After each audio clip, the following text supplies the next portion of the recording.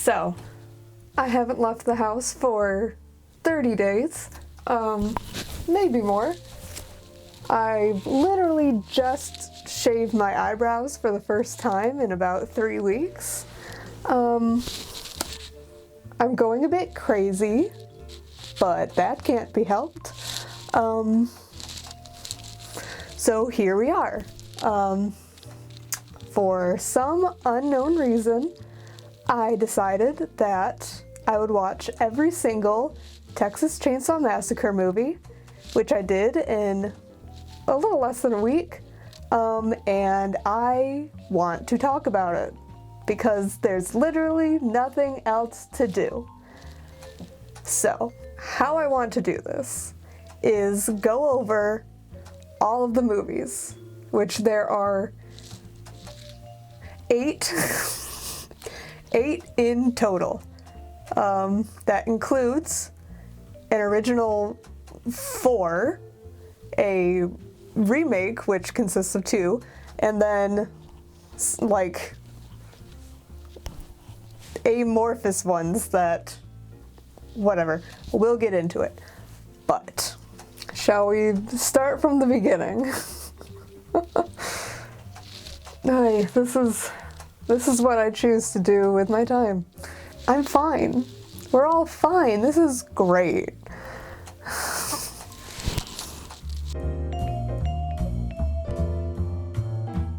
So this was made in 1974. So it was part of that like 70s grindhouse horror scene. Made on an extremely low budget. Made back way more than what it costs to make it. So obviously you'd get 7 more movies. That's just how horror movies work.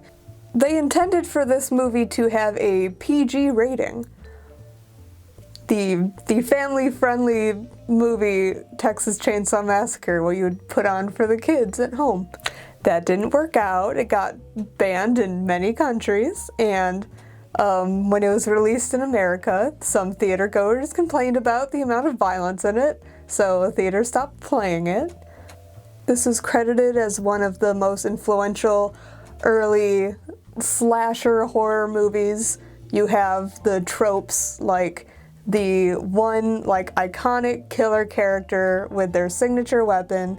You have the group of teens who go out, get picked off one by one. You have the final girl at the end who survives it all, who lives on to be in the sequel.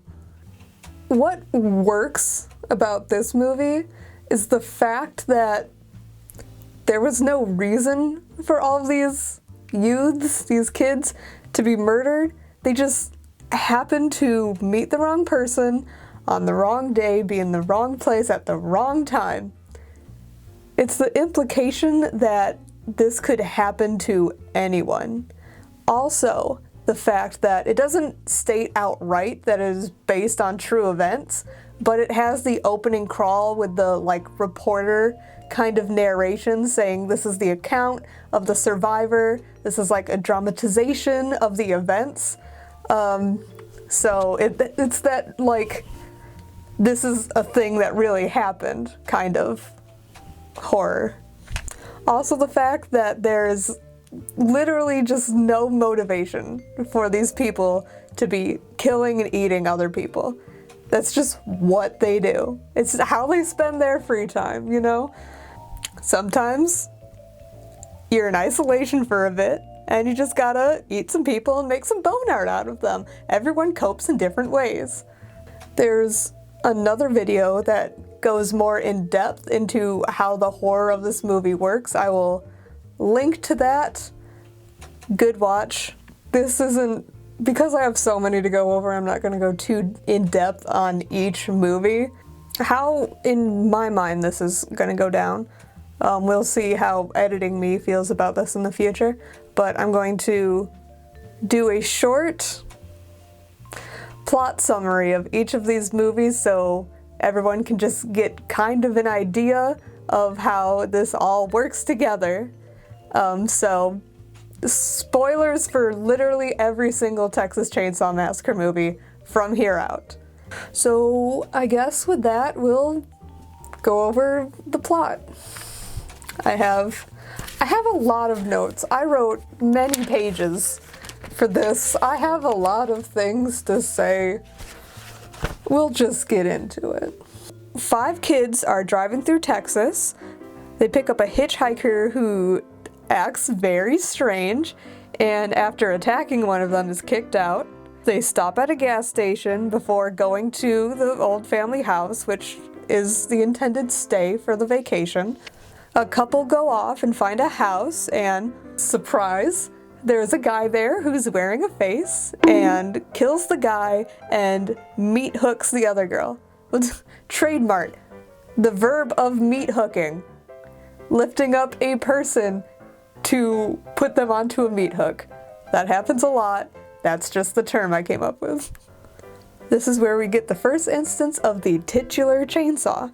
When it gets dark, one of the guys goes out to find the other 2 and finds the house, looks in the freezer, oh, it's the girl, and he gets knocked out. The last 2 follow the same trail looking for the last guy when Leatherface pops out and cuts up Franklin with a chainsaw. Our last girl, Sally, runs away to the house, finds Grandma and Grandpa hanging out in the attic, and jumps out a window to escape.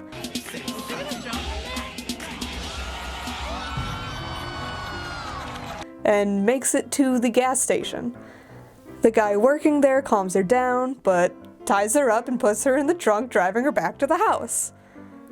We meet up with the hitchhiker from before, and everyone gathers around the dinner table to have a nice meal. It's decided that Grandpa gets to kill Sally, but he doesn't do a great job at it, and she escapes. She runs to the road where she stops a semi, but Leatherface catches up. In a fight, the semi driver runs away, and Sally escapes in the back of a passing pickup truck. Cue iconic chainsaw dance. So, that's the original. That's how it goes. Now, let's make 7 more of those. Moving on to the Texas Chainsaw Massacre 2. This one was made over a decade later, into the late 80s, where we already had some slashers come out. You know, you have your Freddys and your Jasons and your Michaels. Those guys are out now. Time to bring back the cannibal family. The now named Sawyer family. That's a thing we'll get into the second part. Names, families, people, how does it all work together? Not very well, but we'll save that for later. Okay, right. So this movie,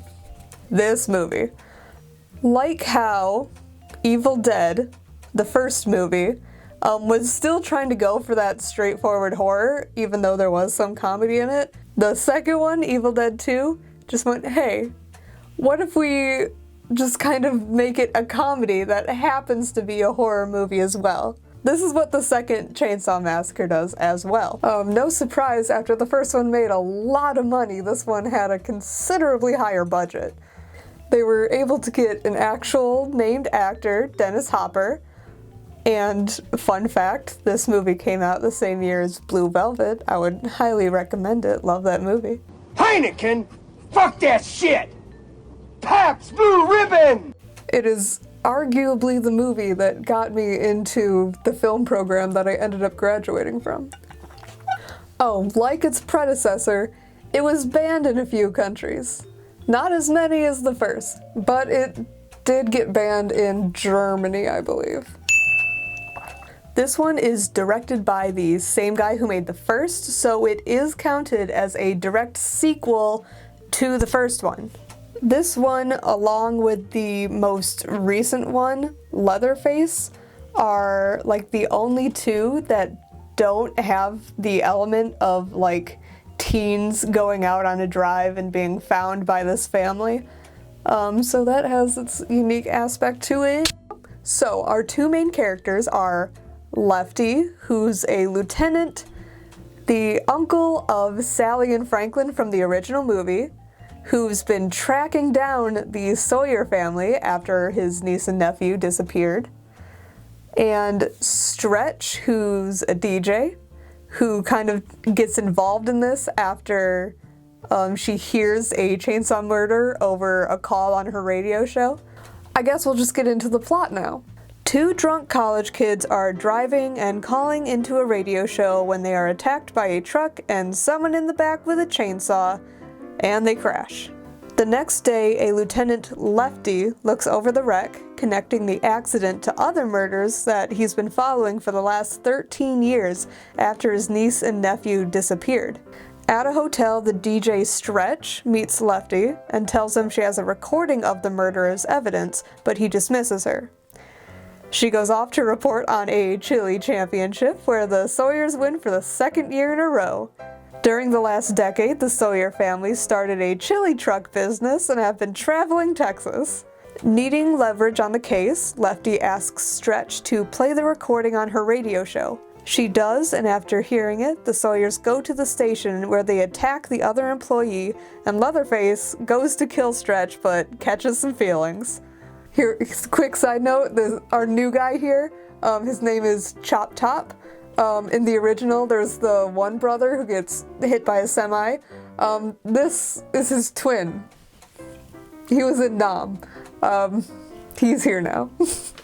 They drive off with the new guy, with Stretch following them to their new home in an abandoned theme park. Lefty bought some chainsaws and meets Stretch at the park, but loses her, and goes sawing at all of the support beams, trying to take it down. Looking around, he finds the skeleton of Franklin. Leatherface and Stretch have a little date together where she gets dressed up in her friend's face and hat. You know, yeehaw! Before officially dying, the friend helps Stretch escape, but she's found before she can make it out. Dining scene that is broken up with Lefty arriving and a chainsaw fight goes down. They all blow up. Chase scene that ends with Stretch as the only survivor swinging around a chainsaw. And there's that one. We end our second movie with the entire family dying. So, how do we go from here? Just ignore that and have a completely different family, just with Leatherface there. That's how the third movie goes. So we're now in the 80s, after some of these other franchises have had a long run. One of the major factors about the storyline changing from the original to this one is the fact that the franchise rights were bought by New Line Cinema, and seeing the success of other horror slasher franchises like Friday the 13th, Nightmare on Elm Street, they wanted the character of Leatherface and Texas Chainsaw Massacre to be one of those long-running horror franchises, and this was going to be their start. So in this movie, there's more of a focus on Leatherface as a character, and the thing is, it kind of took the same route as the Dark Universe, where we have our movie to set everything up, and nothing comes out of it. So, like the previous one, they were able to get some named actors, mostly Viggo Mortensen, who would go on to be Aragorn in the Lord of the Rings movies. Let's get into this one. Cold open, Leatherface making a new mask while a girl sees and runs away. A couple traveling through Texas stop at a gas station, meet a hitchhiker who is Aragorn. I know it's Viggo Mortensen. His character's name is Tex in this, but for the purposes of having fun, he's just going to be Aragorn. That's just how this is going to work. Aragorn and the gas station guy have a fight as the couple drives away down a lonely back street. At night, a truck follows them and throws a coyote at the car, causing them to stop and have to change their tire. Leatherface attacks them and they barely get away. Later, Aragorn jumps in front of them and they crash into another truck driven by Benny. Love this character. One of actually not one of, my favorite of the, like, survivor characters, the non-like killer family members. Benny's great, love him. It's also the fact that his actor was in the very strange movie From Beyond, and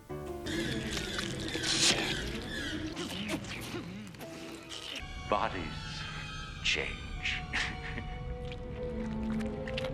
Benny meets up with our couple, explains that he was there on a survivalist vacation, and gives them some pain pills, knocking them out.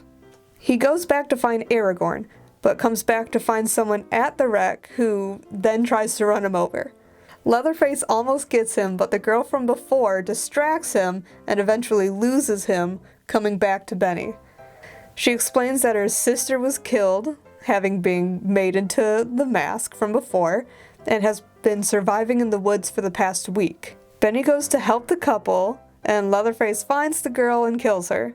Leatherface then goes after the couple, killing the guy when his leg is caught in a bear trap. But your leg! Ah! It's caught in a bear trap! The woman finds the house, but is caught by Aragorn, and they have a dining scene. Leatherface gets a fancy new chainsaw, and is about to kill the woman when Benny shoots at the house, killing and injuring the family.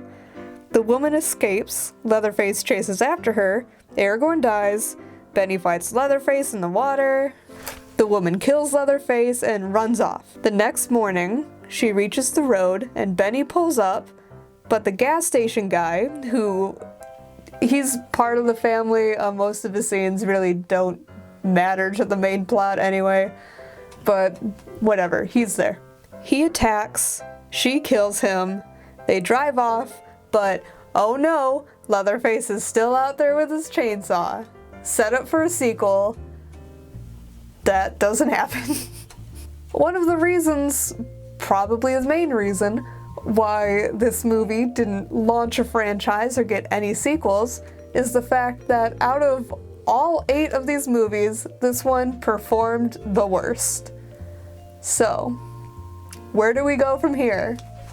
That would be Next Generation.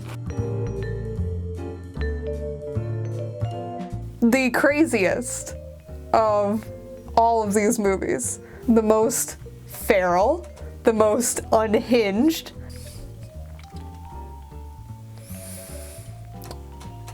It's hard to put in words how just nuts this movie is. Especially, like, putting it in the context of all Texas Chainsaw movies, this one is just out there. I'll do my best to try to convey how strange, just on its own, and with the rest this movie is. Part of its strangeness is the fact that this movie has some of the earliest, like, big movie acting roles for Matthew McConaughey and Renee Zellweger. There's also the fact that they weren't big when they made this. They got fame, they got known, and this movie was re-released to be like, hey, guess what? We have actual actors in our movie. Matthew McConaughey really makes this his movie by going absolutely feral the entire time.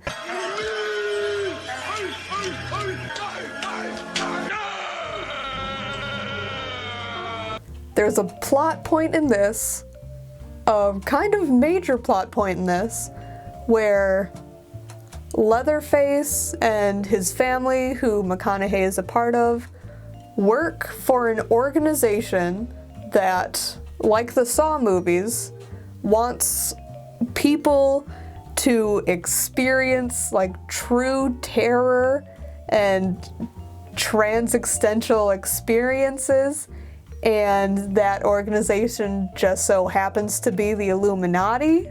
It is there. It exists. Illuminati confirmed. It's in the movie, I swear to God. Unlike the second one that leaned into the comedy, this is more of a, like, self-parody, making fun of the previous movies, being self-aware of what it is and the movies that it came from. It sets that up in the opening narration crawl where it alludes to previous events and two apparently related events, making fun of the last two movies. You also have them playing up some of these like 80s slasher archetype characters with the teens having like smart final girl, jock, dumb, annoying guy, dumb, blonde girl, and then like, I guess expendable guy. You have the dinner scene with the family where instead of having the like intense, torturous scene from the beginning, they order some hot and ready pizzas and just kind of hang out. In this one, Leatherface goes from being an effective killer who can just knock someone out to a guy who just screams the entire time and casually does drag. Oh, work, bitch. I guess we'll just get into this plot. Buckle up. 4 teams leave prom and take a detour where they crash into another car. The other driver gets out and passes out. They leave one guy with the driver and the rest go out to find help. They find a woman who calls a tow truck for them, and when the tow truck arrives, Matthew McConaughey looks at the driver and snaps his neck, killing him. He goes and chases down the one guy, running him over repeatedly.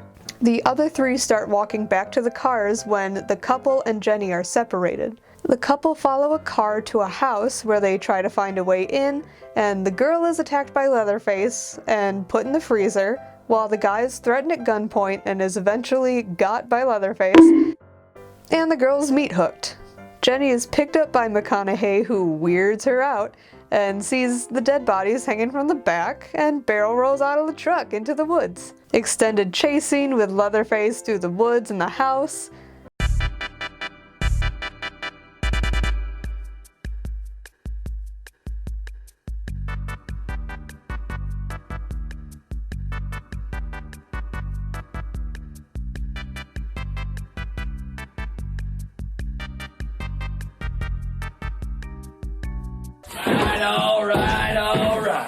She runs back to the woman, who ties her up and puts her in the trunk while she stops to get some pizza. Dinner scene, but everyone goes crazy with remotes and guns and screaming.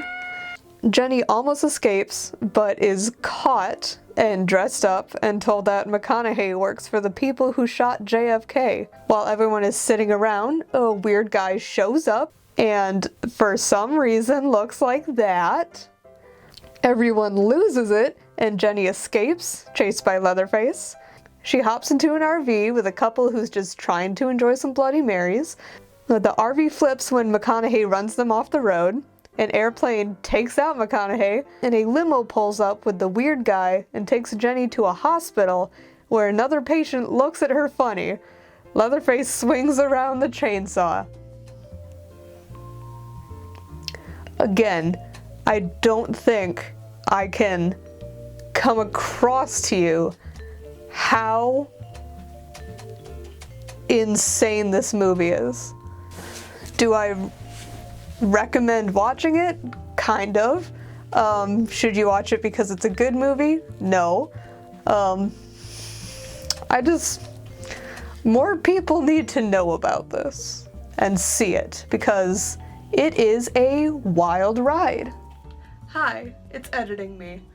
So, putting together this entire thing, going over all of the movies, ordering the timeline between all of them, and doing my ranking, please don't look at that, spoilers. It became clear that this was going to be a very long video, and at first I thought I would just push through it, you know, if it had to be an hour, it was gonna be an hour, I didn't care.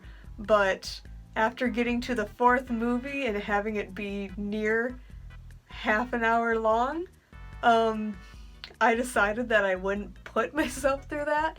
So this is going to be part 1 of probably a 3-part series. How I imagine this is gonna go down, we'll see what happens for future editing me. Part 2 is going to be going over the later 4 movies, the whole remake series and all of that, and part 3 is going to be the timeline, ranking, and opinions on all of the movies. So if you've made it this far, thank you. Stick around a little bit, and we got a whole lot more to cover. See you in part 2.